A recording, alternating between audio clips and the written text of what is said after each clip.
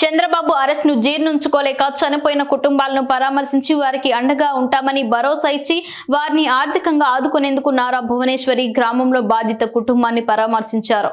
నంద్యాల జిల్లా నందికొట్కూరు నియోజకవర్గం మిడుతూరు మండలం నాగలూటి గ్రామంలో చంద్రబాబు అరెస్టును జీర్ణించుకోలేక గ్రామానికి చెందిన చిన్న మాసం గుండెపోటుతో మరణించారు.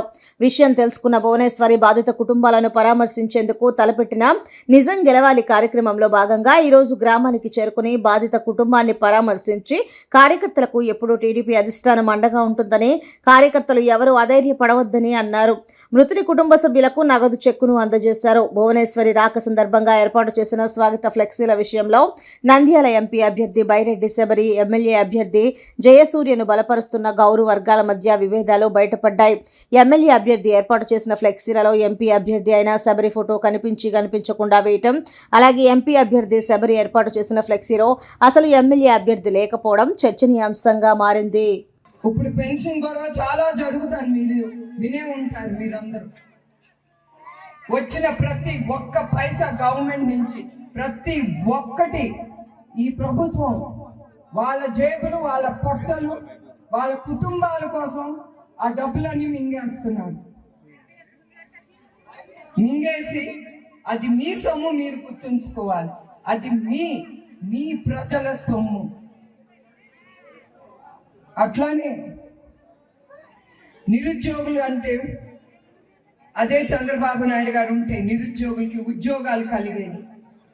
ఇంకా ఈ 5 ఏళ్ళు ఉంటే ఆయన హైదరాబాద్కి ఎట్టా ఐటీ రంగాన్ని తీసుకొచ్చారు, అట్లానే మన ఆంధ్రప్రదేశ్కి ఐటీ రంగం ముందుకెళ్ళేది, మీ అందరికీ ఉద్యోగాలు దొరికేది, పరిశ్రమలు ఆయన నాయకత్వం మీద నమ్మి ముందుకొచ్చేవారు.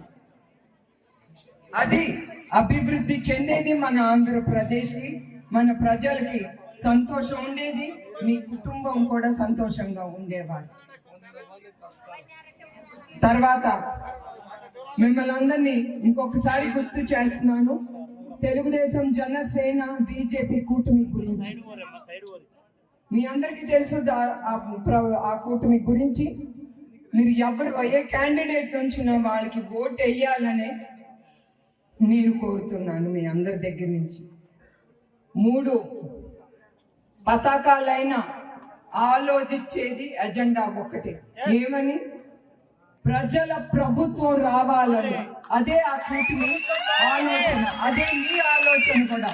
మీ ప్రభుత్వం రావాలి, మీకు సుఖశాంతి, సంతోషం, అభివృద్ధి తీసుకొచ్చే ప్రభుత్వం రావాలని మీరు కోరుకోవాలి.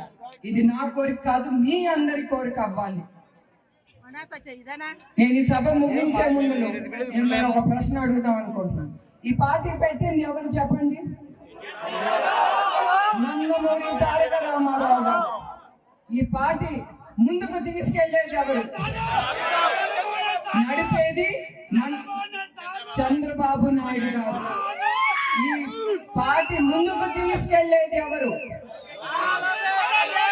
ఈ లక్షలాది పశుపక్ష సైన్యం మీరు తీసుకెళ్తారు. ఈ పార్టీ ఎవరు ఉన్నా లేకపోయినా ఇది మన పెద్ద పార్టీ, పెద్ద కార్యకర్తలు ఉండే పార్టీ. ఏ పార్టీకి ఇది లేదు, మనకుంది. మీ కార్యకర్తలే ఈ పార్టీని ముందుకు తీసుకెళ్తారు, ఎవరున్నా లేకపోయినా. అదే చంద్రబాబు నాయుడు గారు ఎప్పుడు కార్యకర్తల కోసం ఆయన నమ్ముతారు, మీకోసం ఆయన కష్టపడతారు.